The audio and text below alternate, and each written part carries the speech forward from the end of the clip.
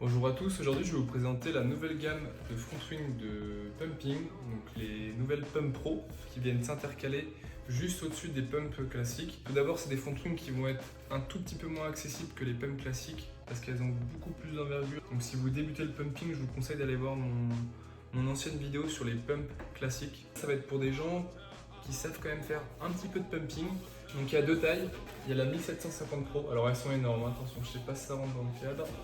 J'ai cette énorme 2300. Ça fait plusieurs mois que j'ai la chance de tester ces deux ailes. Elles ont déjà quelques rayures. J'ai fait vraiment beaucoup de sessions avec. J'ai tout utilisé en mât aluminium de 19 mm, 75 cm, avec un stab Car 160 pour mes deux tests pour les deux ailes. Donc, comme d'habitude chez Takoun, toutes les front wings sont vendues dans une superbe housse, avec d'ailleurs les trois vis à chaque fois. Les trois vis de la front wing sont fournies.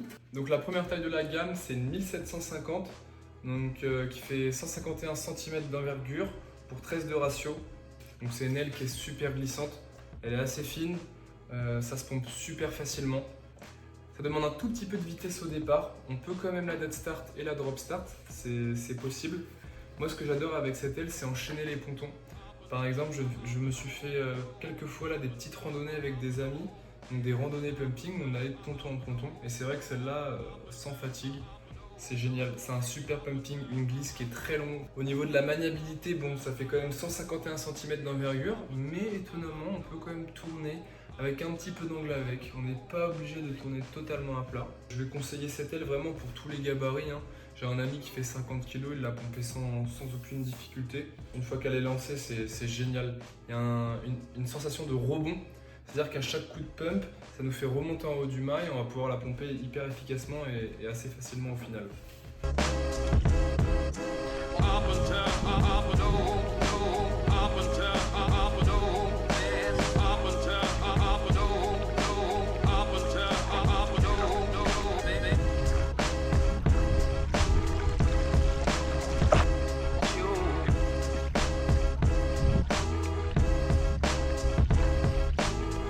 Donc désormais on va passer à la 2300, donc la 2300 elle fait 173 cm d'envergure, ça fait presque ma taille, moi je fais 1m85, toujours 13 de ratio et 2300 du coup de surface, c'est gigantesque. Avec le mât alu de 19 mm pour mes 75 kg, j'ai eu aucun souci. Alors là, à partir du moment où on monte dessus, on sent direct qu'on va pouvoir faire de la distance vraiment sans se fatiguer. Mon cardio met vraiment beaucoup de temps à monter.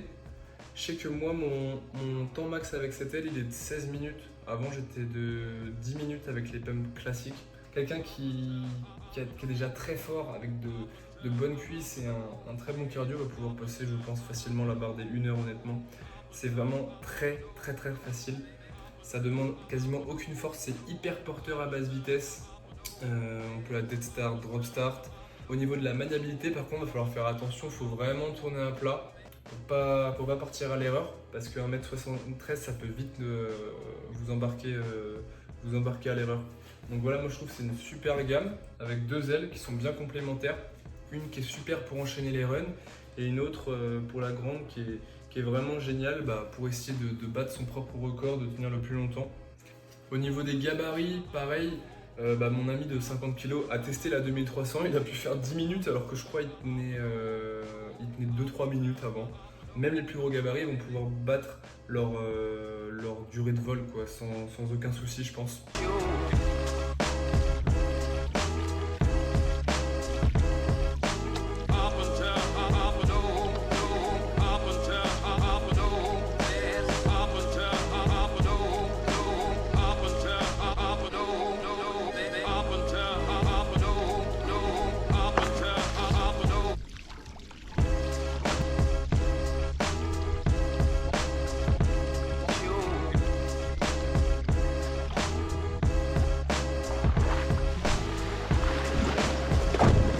J'espère que cette vidéo vous a plu. Si vous avez des questions, n'hésitez pas à les poser dans les commentaires, je vous y répondrai avec plaisir.